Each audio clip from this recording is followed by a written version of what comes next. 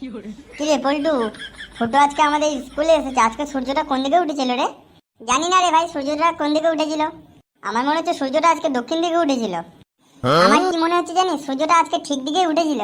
আরে ভাই, আজকে তো টুম্পা ম্যাডামের ক্লাস আছে, ওই জন্য তো আজকে ক্লাসে আসলো, না হলে আজকে কি থোড়ি না ক্লাসে আসতো আজকেও।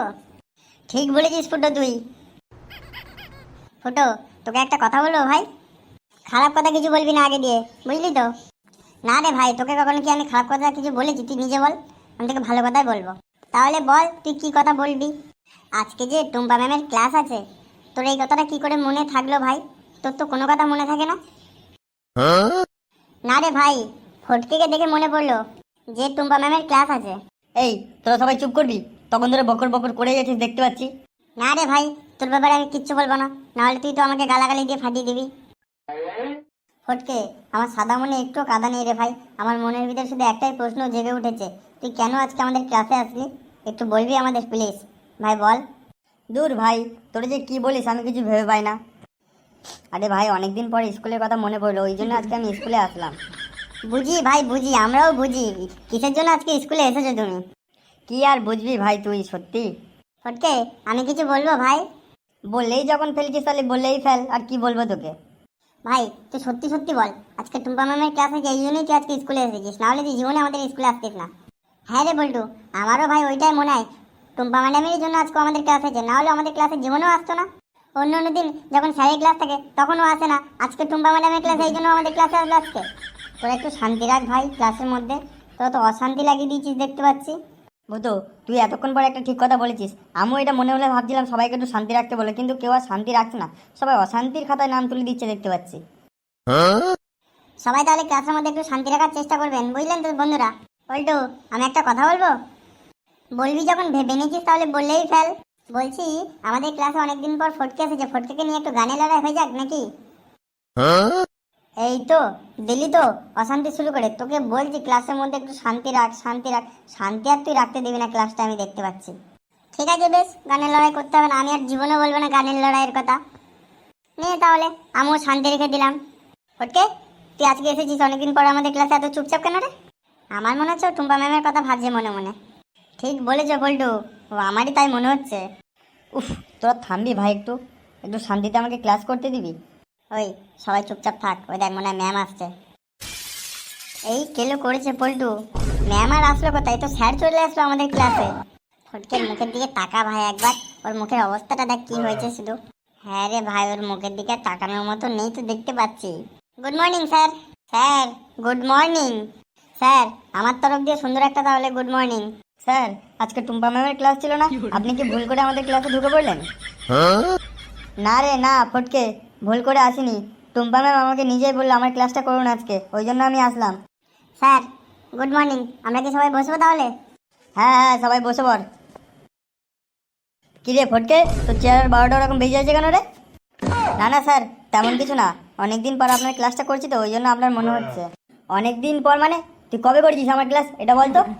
স্যার, লাস্ট আপনার ক্লাস কবে করেছি ওইটা আমার মনে নেই, ঠিক বলতে পারছি না।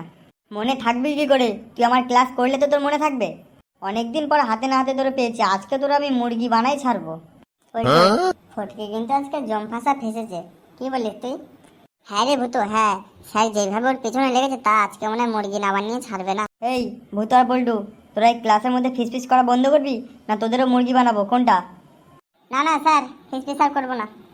ফটকে, তোকে আমি প্রশ্ন করছি, প্রশ্নের উত্তর দিবি ঠিকঠাক। বল, আমাদের রাজধানী কি? স্যার কি বললেন, বুঝতে পারলাম না, আর একবার বলুন। বললাম আমাদের রাজধানীর নাম কি? স্যার, আমাদের রাজধানীর নাম হলো নয়াদিল্লি। তোকে তো আজকে আমি মুরগি বানাবোই, মুরগি না বানিয়ে আমি আর তোকে ছাড়ছি না। আমিও দেখি স্যার আমাকে আজকে কিরকম মুরগি বানায়। ফটকে, তুই ফিস করে কি বলছিস একা একা? স্যার, আপনিও তো ফিস করে কিছু বলছিলেন। আপনি কি বলছিলেন ফিস করে, ওইটা আগে বলুন, তারপর আমি বলব। তোকে আর শুনতে হবে না, তোকে যা প্রশ্ন করছি তুই ঠিকঠাক উত্তর দে, না হলে তোকে আজকে আমি মুরগি বানাবোই। ভারত আর পাকিস্তানের যুদ্ধ কত সালে হয়েছিল?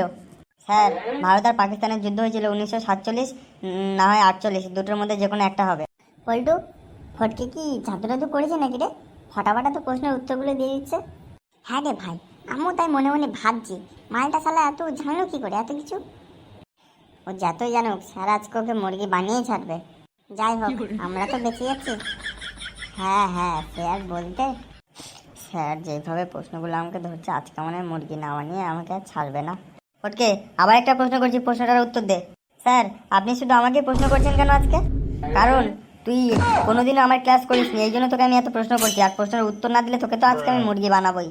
স্যার তোমার লক্ষ্য কি আমাকে মুরগি বানানো? ভেবে নে তাই, তোকে মুরগি না বানিয়ে ছাড়ছি না। বল, বাংলাদেশকে মুক্তি দেওয়ার জন্য ভারত কোন দেশের সাথে যুদ্ধ করেছিল?